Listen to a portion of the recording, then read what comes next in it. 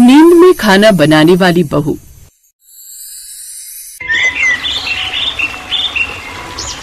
आरती को खाना बनाना बहुत अच्छा लगता था और वो शुरू से चाहती थी कि वो किसी प्रतियोगिता में भाग ले और उसकी विजेता भी बने।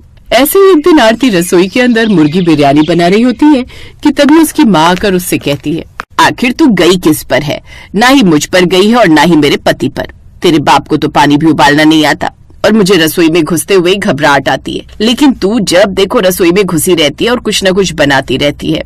बिरयानी बनाई है और ये कितनी बढ़िया बनी है, आप एक बार खाकर देखो, आपको बहुत पसंद आएगी। बेटी, तूने 15 लाख का कुकिंग का कोर्स किया है, इतना तो मैं भी जानती हूँ कि तूने अगर मुर्गी बिरयानी बनाई है तो ये बहुत अच्छी बनी होगी, लेकिन तेरा बाप करोड़पति है और वो तेरे लिए पति भी इतना ही अमीर देखेगा और उसके घर में सब नौकर चाकर होंगे, फिर तुझे रसोई में इतना खाना बनाने की क्या जरूरत है?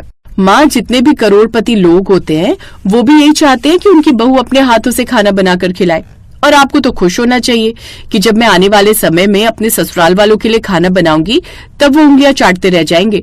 जहाँ आजकल के जमाने में लड़कियां खाना बनाने से भागती हैं और रसोई में घुसने से कतराती हैं, तो वहीं आरती को रसोई में रहना बहुत अच्छा लगता था और वो खाना भी तरह तरह का और बहुत बढ़िया बनाया करती थी। ऐसे ही उसके लिए एक दिन मनीष नाम के लड़के का रिश्ता आता है जिसके पास बहुत पैसा था। उसके पिता और आरती के पिता आपस में बात करते हैं। जी देखिए, आपको दान दहेज की कोई कमी नहीं होगी। आरती मेरी इकलौती बेटी है और जितना हो सकेगा मैं उसे सब कुछ दूंगा। हमारे पास भी पैसों की कोई कमी नहीं है, बस आप अच्छे से शादी कर देना, हमें और कुछ भी नहीं चाहिए। दोनों परिवारों की आपसी रजामंदी से मनीष और आरती का रिश्ता तय हो जाता है और आरती कुछ ही महीनों में शादी करके अब मनीष के घर आ जाती है। वो सुबह 8 बजे उठकर नहा धोकर जैसे ही रसोई में जाती है तो उसे मुख्य बावर्ची रामू खड़ा मिलता है और कहता है, अरे मेम साहब, आपको रसोई में आने की क्या जरूरत थी? मैंने सारा खाना बनाकर तैयार कर दिया है, जो बड़ी मालकिन ने कहा था सब कुछ बना दिया है। पर आज तो मेरी पहली रसोई है ना, फिर आपने खाना क्यों बनाया? तभी रसोई में आरती की सास विनीता आकर कहती है, बहू, हम हाई सोसाइटी के लोग हैं, हम खाना बनाने जैसा छोटा काम नहीं करते, उसके लिए घर में नौकर है, और रही तुम्हारी पहली रसोई की बात तो तुम बस खाने पर हाथ लगा देना, रस्म हो जाएगी। आरती घर में नई नई आई थी इसलिए वो अपने ससुराल वालों से कुछ नहीं कहती और पहली रसोई में काम करने का उसका सपना अधूरा रह जाता है। ऐसे कुछ दिन गुजरते हैं। एक रात आरती बिस्तर पर पड़े पड़े बड़बड़ा रही थी, अरे मेरी दाल जल गई, अरे मेरी सब्जी जल गई, अरे कोई दूध का गैस बंद करो। तभी उसकी बातें सुनकर मनीष की नींद खुल जाती है और वो कहता है, उठो आरती, तुम रसोई में नहीं अपने बेडरूम में हो, ना ही कुछ जला है और ना ही कुछ उबलकर बाहर आया है। इसके बाद वो परेशान होकर सो जाती है। लेकिन एक सुबह जब रामू काका रसोई में जाते हैं तो सारा खाना पहले से बनकर तैयार था और खाने से बहुत अच्छी खुशबू आ रही थी। ये देखकर रामू काका ने कहा, किसने बनाया? और देखकर तो लग रहा है कि किसी मशहूर बावर्ची ने बनाया। खैर कोई बात नहीं, इसे सब लोगों के लिए परोस देता हूँ। वहीं दूसरी तरफ आरती देर तक सो रही थी। आज उसकी आंखें नहीं खुली। दोपहर के समय वो उठती है और अपने हाथों के स्वाद जैसा खाना जब खाती है तो हैरान रह जाती है और अपने मन में कहती है, मुझे इस घर में 10-15 दिन हो गए लेकिन ये हाथों का स्वाद तो रामू काका का नहीं है। ये हाथों का स्वाद तो मेरे खाने जैसा है लेकिन मैंने तो खाना बनाया। ऐसे कुछ दिन और गुजरते हैं। अब आरती रोज देरी से उठा करती और वहीं रामू काका को रोज खाना बना हुआ मिलने लगा। एक दिन रामू काका बहुत परेशान हो जाते हैं और जब रसोई में खाना बना हुआ देखते हैं तभी वहाँ पर विनीता आ जाती है और कहती है, ये क्या रामू, तुम रोज हमें बासी खाना खिला रहे हो? ये खाना तो तुमने पहले से बना कर रखा हुआ है क्योंकि तुम तो अभी जगे हो। माफ करना मालकिन, पर यह खाना मैंने नहीं बनाया।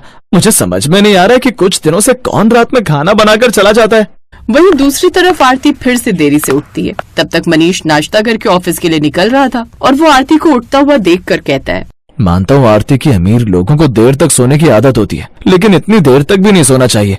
और हाल कैसा बना रखा है तुमने अपना, जैसे न जाने कितना काम करके लेटी हो। आरती मनीष की बात सुनकर अब जैसे ही अपना हाल आईने में देखती है तो ऐसा लग रहा था जैसे वो काफी देर से चूल्हे पर खड़ी हो और उसके नाखूनों में आटा भी फंसा हुआ था। आरती ये देखकर हैरान रह जाती है लेकिन किसी से कुछ नहीं कहती और अपने मन में बोलती है, कहीं मुझ पर कोई भूत या चुड़ैल का साया तो नहीं? मेरे हाथों में आटा कैसे? मैं इतनी देर तक क्यों सो रही हूँ और रोज मुझे मेरे हाथों का स्वाद चखने को क्यों मिल रहा है? ऐसे एक दिन आरती के ससुराल में रात के समय एक जागरण हो रहा था तो आरती को नींद आ जाती है और वो सो जाती है। तभी वो नींद में उठती है और नींद में चलते हुए रसोई में जाती है। उसके ससुराल वाले ये देखकर दंग रह जाते हैं और उसके पीछे पीछे जाने लगते हैं। मनीष, विनीता और रामू काका वहीं खड़े थे और आरती खाना बना रही होती है। माँ आपकी बहू तो नींद में खाना बनाने वाली बहू है। कुछ करो, ये क्या कर रही है? इसका मतलब रोज छोटी मेम साहब खाना बनाती है और हमें ये बात पता ही नहीं थी। और मैं सोच रहा था कि मेरी पत्नी को देर तक सोने की आदत है, जबकि वो देर तक इसीलिए सोई थी क्योंकि वो रात भर जाकर खाना बनाती थी। अभी इसे ले जाकर सुला देते हैं और उसके बाद सुबह होते ही इसे डॉक्टर के पास लेकर जाएंगे और इसके माता पिता से भी बात करेंगे कि उन्होंने हमें नींद में खाना बनाने वाली बहू क्यों दी है। और अगली सुबह फैमिली के डॉक्टर को बुलाया जाता है और विनीता की समधन और समधी भी आए हुए थे कि तभी विनीता की माँ कहती है, समधन जी, मेरी बेटी बीमार नहीं है, बस इसे खाना बनाना बहुत अच्छा लगता है और जब इसका रिश्ता इतने अच्छे घर में हुआ और इसे रसोई में घुसने तक नहीं दिया गया तो यही बात इसके दिमाग में घर कर गई। आपने बिल्कुल ठीक कहा मिसेस संध्या। दरअसल आरती झिझक के मारे कुछ बोल नहीं पाई। वो सिर्फ एक बहू की तरह ससुराल में खाना बनाना चाहती थी। अगर आप उसे खाना बनाने का सौभाग्य देंगी तो आपको नींद में खाना बनाने वाली बहू से छुटकारा मिल जाएगा। अब आरती की आंखों में आंसू आ जाते हैं और वो माफी मांगते हुए कहती है, मुझे माफ कर दीजिए माँ जी, मैंने आप लोगों को बहुत ज्यादा परेशान किया, मैं एक अच्छी बहू नहीं बन पाई। नहीं बहू, तू मुझे माफ कर दे, तू एक बहुत अच्छी बहू है और खुद इस घर के सारे फर्ज निभाना चाहती थी, लेकिन मैंने ही तुझे अपनी जिम्मेदारी संभालने का मौका नहीं दिया। आज के बाद इस घर में तू खाना बनाएगी और रामू काका सिर्फ तेरी मदद करेंगे ताकि तुझे ज्यादा परेशानी ना हो। इस तरह अब नींद में खाना बनाने वाली बहू को जब उसके मन का खाना बनाने का मौका मिला तो आरती की परेशानी दूर हो जाती है। वो सब लोगों की पसंद का खाना बनाकर टेबल पर रखती है और उसके ससुराल वाले उस खाने को खाकर उसकी तारीफ करते हैं। सच में आरती, तुम्हारे हाथों का खाना खाकर तो मैं ये आराम से कह सकता हूँ कि रामू काका क्या 7 स्टार होटल का बावर्ची भी फेल है। तुम तो बहुत बढ़िया खाना बनाती हो। बहू, तुझे पहली रसोई की रस्म में तो हमने जो भी पैसे दिए थे, तोहफे दिए थे, वो सब व्यर्थ थे क्योंकि वो खाना तो रामू काका ने बनाया था। लेकिन आज तुझे असल में नेक देने का दिन आ गया है क्योंकि खाना तूने पूरे दिल और ईमानदारी से बनाया है। रामू काका, अब आप संभाल कर काम करना, हमारे पास आपका प्रतियोगी आ गया है, अब तो कभी भी आपके काम की छुट्टी हो सकती है।